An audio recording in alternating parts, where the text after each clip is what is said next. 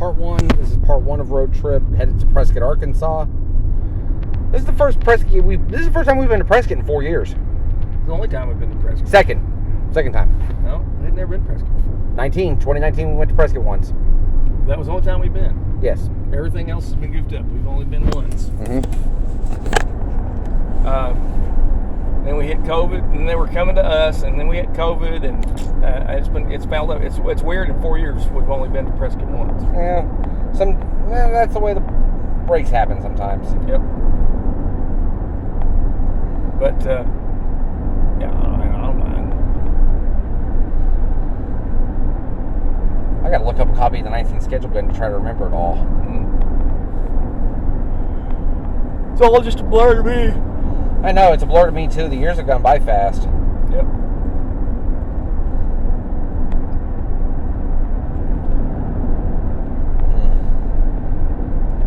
I hope Arkansas can get going again though too. I hope Pippin's staff change worked. Yeah, everybody's asking that question. Is the offense going to be simplified? Is it going to be more RPO? Is it going to be quicker passing? Is it going to be more tempo? I don't know. I mean, you're also talking about, that's a big change for your team too, especially in, over half the season's over. Yeah, 2/3 of your season's over. Yeah, and I can't see them changing offenses. It'll be a scaled back version of the playbook, is what I've heard. It's going to be simplified. Yeah. And that would be the wise thing to do to me. For me, is simplify it.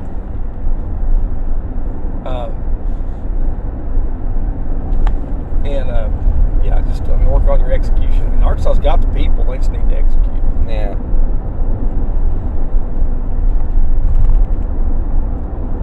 In terms of execution, I mean, Horatio has progressed, I think, really well this year. Yeah. I mean, they started out with real basic offense, and then they got some experience, and they expanded it. They expanded it, and they've done well with that.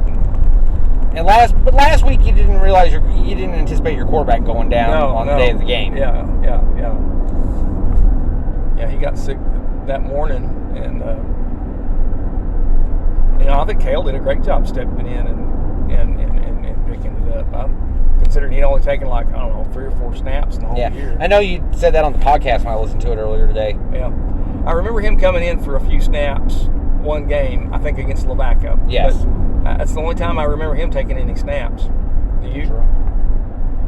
Oh, I gotta remember now. Now you're asking me to think.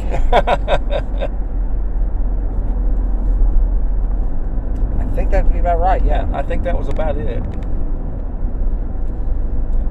They even successfully, Kelly in there, they even successfully ran a few of those little bubble screens, outside screens. He threw those well. Yes. And that's a bubble screen, despite the fact that it's a relatively simple play. It's not that simply executed. No, it's not, because you got to time it just right. Yeah. And you got to get the defense in the right coverage to pull off a bubble screen. Yeah, exactly.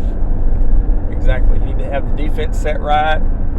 You need to have them kind of clustered up towards the middle, and then you got to have the corners play off back too. Yeah. You have to have a little bit of room from the corners, and then you can't give it away too quick when you line up.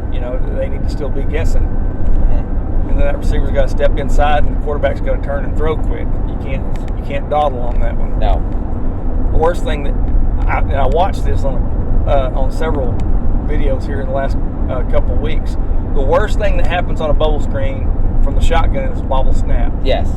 If you bobble that snap, your play's doomed. Yeah. If you just lose that 2 seconds on a bobble snap on a bubble screen, you're hosed. The quarterback just needs to pull it down and run it.